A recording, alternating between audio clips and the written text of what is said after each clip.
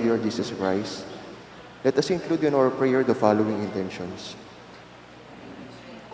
For the thanksgiving of Sardas and Luz Medina and family,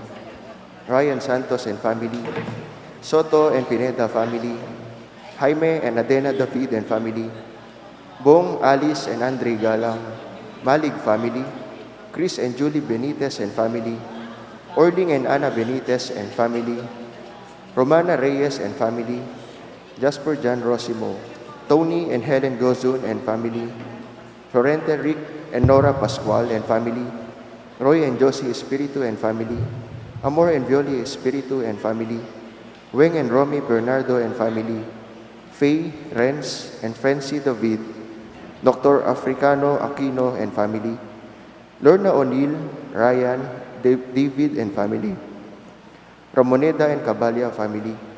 Capenya and Muli family, Mac Velasco and family, Morel and Maria Roque and family, Carol Ramoneda,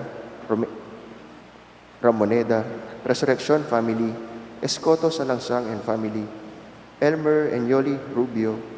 Fred, Bibi Ibarra and family, Regala family, Attorney Edelberto Balingit and family, Ray and Josie Angeles, Remy Santa Cruz and family, Mario Pasion and family, Jojo and Det Timbang, Josie Dizon and family, UC family, Tel Borbajo, Feli Ebreo and family, Fernando Baluyot and family, Eliudo family, Lourdes Del Val, Marisa Roque and family, Daisy Quiros. For the birthday thanksgiving of Christian Montes, Joshua Rubio, Maria De Leon. For the special intentions of Mary Manet Pineda, Paldeng family, Mariel Miranda, Joselito Garcia, Dick Galang, Elia Gomez, Derek and Flor Sanchez, Michael and Nida Urquijo,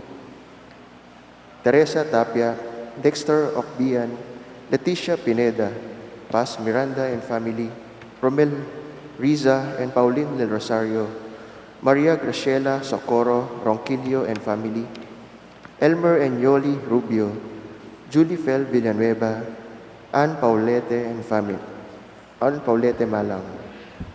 For the speedy recovery, safety, good health, and complete healing of